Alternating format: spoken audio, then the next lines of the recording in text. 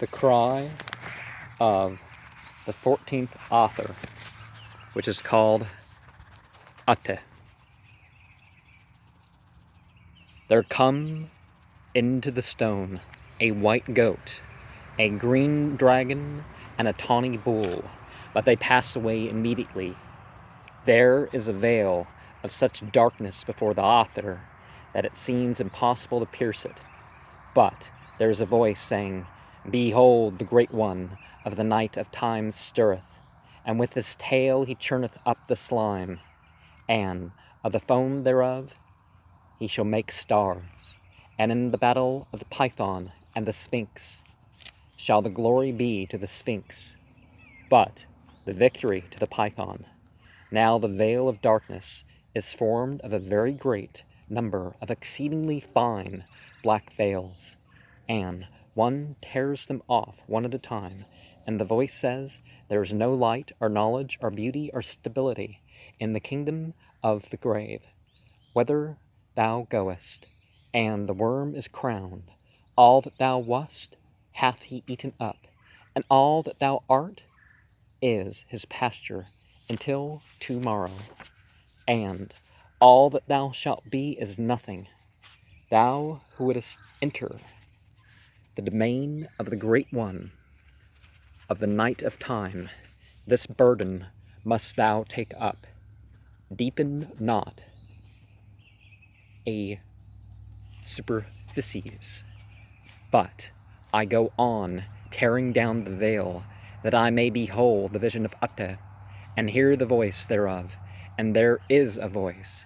He hath drawn the black bean, and another voice answers it. Not otherwise could he plant the rose. And the first voice, he hath drunk of the waters of death. The answer, not otherwise could he water the rose. And the first voice, he hath burnt himself at the fires of life. And the answer, not otherwise could he sun the rose.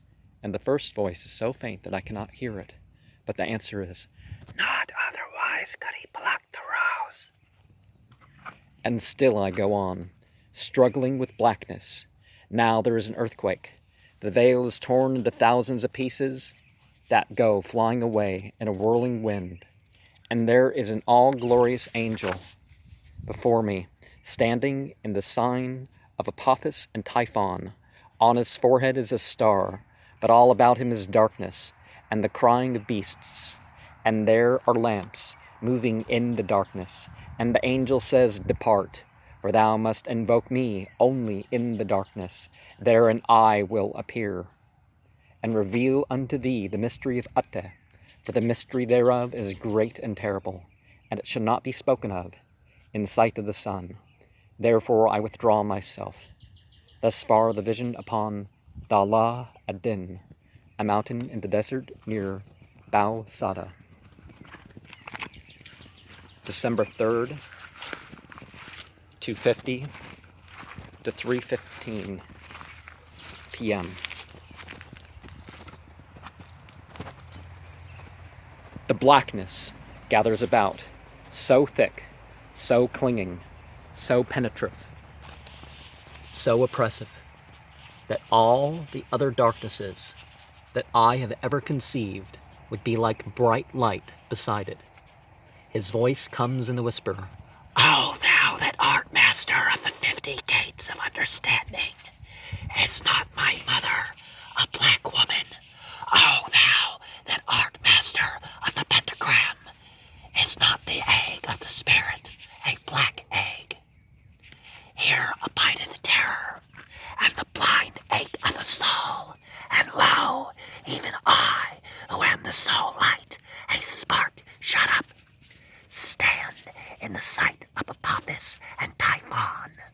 I am the snake that devoureth the spirit of man with the lust of light. I am the sightless storm in the night that wrappeth the world about with desolation. Chaos is my name, and thick darkness. Know thou that the darkness of the earth is ruddy, and the darkness of the air is gray, but the darkness of the soul is utter blackness.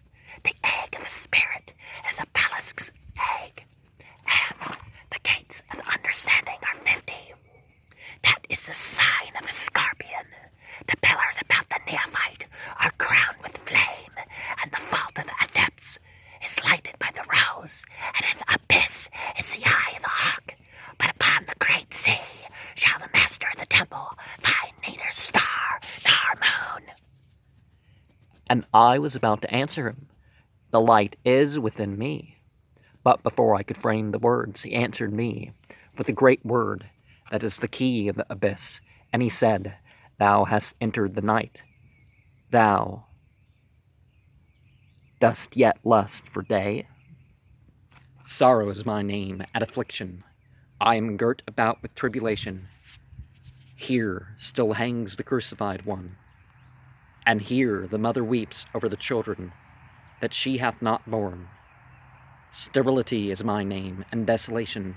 Intolerable is thine ache, and incurable thy wound. I said, let the darkness cover me, and behold, I am compassed about with blackness that hath no name. O thou who hast cast down the light unto earth, so must thou do forever.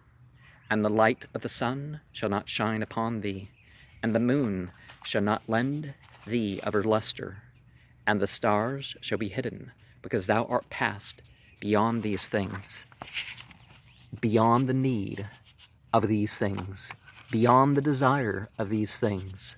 What I thought were shapes of rocks, rather felt than seen, now appeared to be veiled masters, sitting absolutely still and silent, nor can anyone be distinguished from the others. And the angel saith, Behold, where thine angel hath led thee, thou didst ask fame, power, and pleasure, health and wealth and love and strength and length of days. Thou didst hold life with 8 tentacles, like an octopus.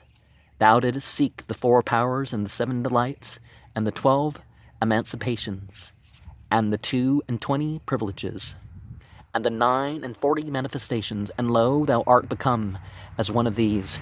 Bowed are their backs, whereon resteth the universe.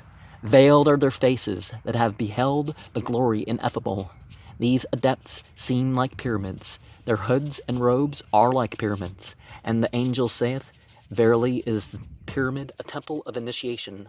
Verily also it is a tomb. Thinkest thou that there is life within the masters of the temple that sit hooded and camped upon the sea? Verily there is no life in them. Their sandals were the pure light, and they have taken them from their feet and cast them down through the abyss. For this author is holy ground. Herein no forms appear, and the vision of God face to face, that is transmuted in the Athenor, called desolation, are hammered into one in the forge of meditation. This is in place but a blasphemy and a mockery. And the beatific vision is no more, and the glory of the Most High is no more, and there is no more knowledge, there is no more bliss, there is no more power, there is no more beauty, for this is the palace of understanding, for thou art one with the primeval things. Drink in the myrrh of my speech, that is bruised with the gall of the rock, and dissolved in the ink of the cuttlefish, and perfumed with the deadly nightshade. This is thy wine, who wast drunk upon the wine of Aacus, and for bread shalt thou eat salt, O thou, on the corn of Ceres, that didst wax fat. For as pure being is pure nothing, so is pure wisdom pure. And so is pure understanding, silence and stillness and darkness.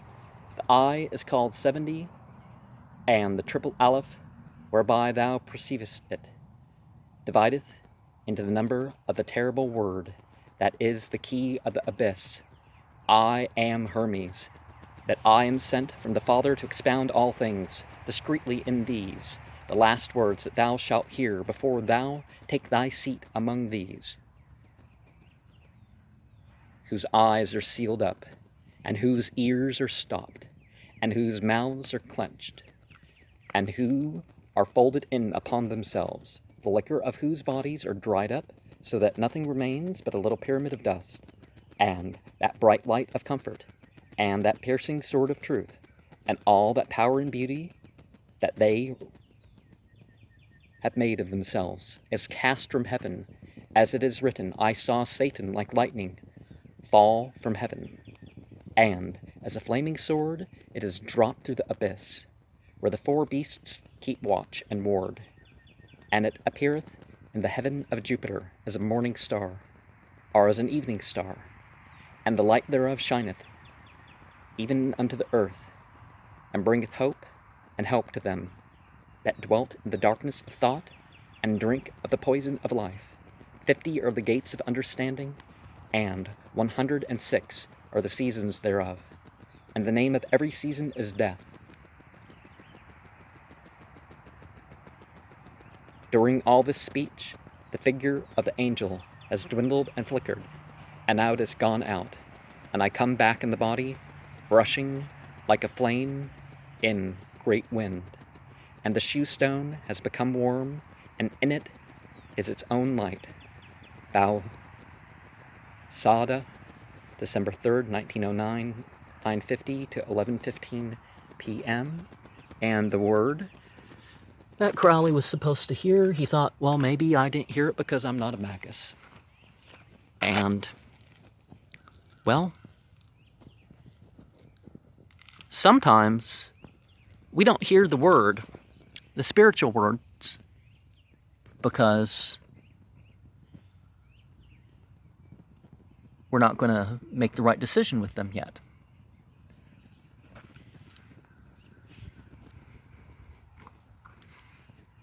And, this is upside down, up to 4 variations of any particular letter, but